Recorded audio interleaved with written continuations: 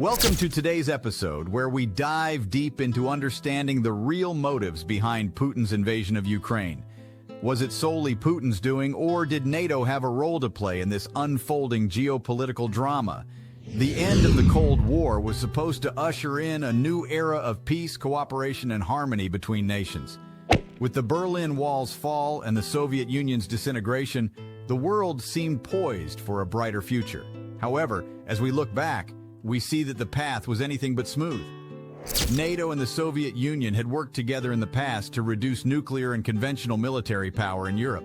The Treaty on Conventional Armed Forces in Europe aimed to establish parity between the two superpowers by setting limits on military hardware. However, it inadvertently favored the technologically advanced Western militaries. The disintegration of the Soviet Union brought forth Russia, which continued to cooperate with NATO initially.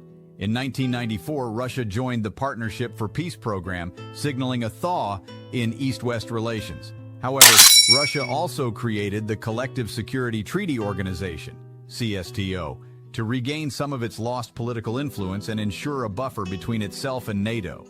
NATO's expansion towards Russia's doorstep caused unease in the Kremlin. While Russia expressed its displeasure over NATO's encroachment, Western leaders pointed out that the NATO expansion did not represent any official policy. The possibility of Russia joining NATO itself was once considered. Mikhail Gorbachev had proposed the idea in 1990, but the lack of basic human rights and democratic governance in the Soviet Union made it impossible. However, the shift to democracy in post-Soviet Russia opened the door for potential NATO membership. In 2000, during President Bill Clinton's visit to Moscow, newly appointed Russian President Vladimir Putin even floated the idea of joining NATO. For a brief moment, it seemed like an alternate reality where Russia could become part of NATO was within reach. However, the atrocities committed by Russian forces in Chechnya and the growing number of high-profile assassinations and mysterious disappearances within Russia made it increasingly clear that Russia did not align with NATO's values. The dream of real peace in Europe took a hit when former Soviet republics like Latvia, Estonia, and Lithuania joined NATO, causing protests from Russian hardliners. The situation further escalated when Ukraine, in response to its pro-Russian government's refusal to join the European Union, rose up and overthrew the president. Ukraine's newly formed pro-Western government, following a change in leadership, embarked on a path towards closer integration with the West. This included seeking membership in the European Union, EU, and the North Atlantic Treaty Organization, NATO. This ambition was pursued despite ongoing conflicts with Russia over the annexation of Crimea and the unrest in the eastern regions of Ukraine.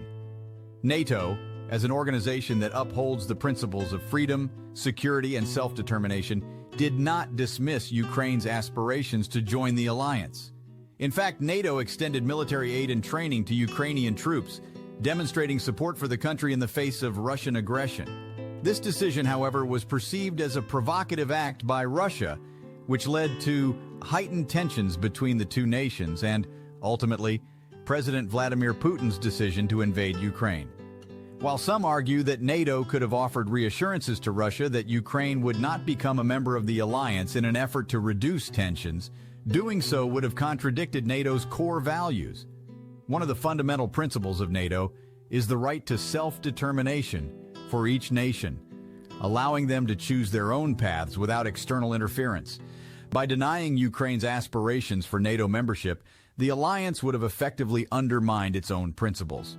Ultimately, the responsibility for the invasion of Ukraine lies with President Putin and his administration. It is essential to recognize that while geopolitical tensions and strategic considerations may have contributed to the conflict, the decision to invade another sovereign nation was a choice made by the Russian leadership. The international community must now come together to address the crisis and find a path towards peace and stability in the region. It's important to consider that if Russia sought to establish military bases in Canada or Mexico, the United States would likely perceive it as a significant threat to its national security. This would be similar to how Russia views NATO's expansion towards its borders. While diplomatic measures would likely be employed to prevent such a situation, it is crucial to understand that going to war should never be the first option. In conclusion, understanding the real motives behind Putin's invasion of Ukraine requires examining the complex history between NATO, Russia, and its former satellite states. While NATO's actions may have exacerbated tensions, the primary responsibility for the invasion lies with Putin and his strategic objectives.